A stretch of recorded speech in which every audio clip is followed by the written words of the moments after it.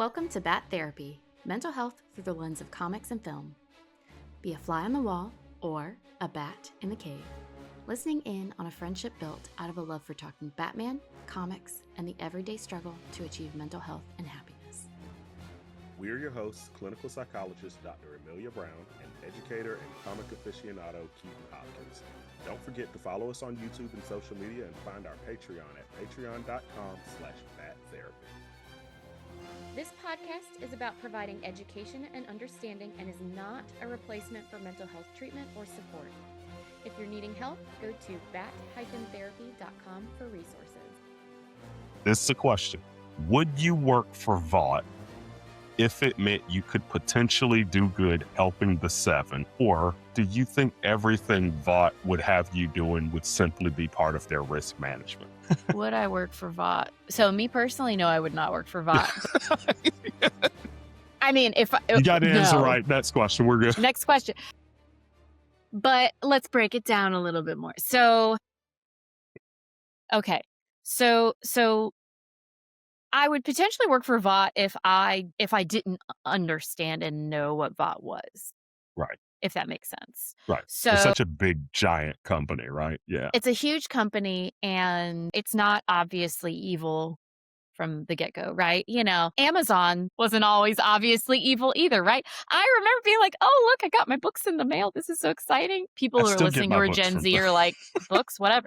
They used to just do books, y'all. And it was so wholesome, except for, bankrupting local bookstores. But back in the day, not obviously evil. So, if I didn't know Vought was what it was, then potentially I would end up working for it. But I think I would. So no system is perfect. To do the work that I do, I have to accept the fact that inevitably I'm working within a system that is sometimes harmful. Basic things like the fact that our insurance system is what it is, for example, or the treatments that I use with people, they have dark histories getting to this point that we're at now.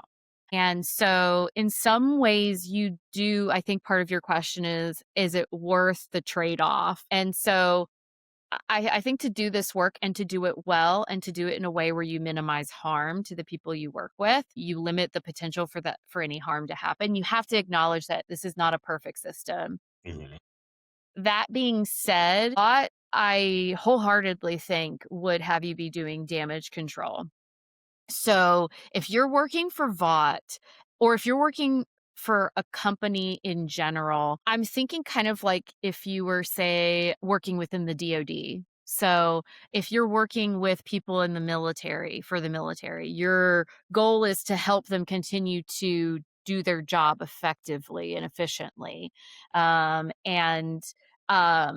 is to treat, but that's different than saying my focus is for the betterment of this person, period, rather than the betterment of this person so they can do their job, right? And so I'm thinking of it that way because if you work for Vought, it would probably be make sure the seven is doing what we want the seven to do as best they can.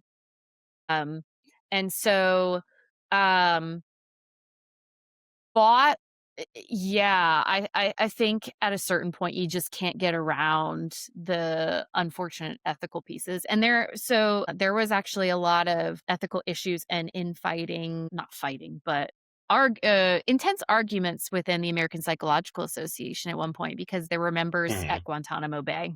So essentially people who were making sure that torture was psychologically informed, which is against our ethical code. So I believe those are the kinds of things that Vought would probably have you doing. So I think if you got in over there before it was so obviously bad, it would be hard to leave because, hey, can I support people within this bad system? Sometimes it's good to have good people doing their best within a bad system, but Vought's pretty bad. So I would be a no on that. Thanks for nerding out with us. I'm clinical psychologist Dr. Amelia Brown. And I'm educator and comic aficionado Keaton Hopkins. Check out my TV and movie reviews on YouTube at Team JVS. Check out our website at bat-therapy.com, our Bat Therapy YouTube channel, and follow us on social media. And don't forget our Patreon page at patreon.com/battherapy. See you next week. Same bat time, same bat channel.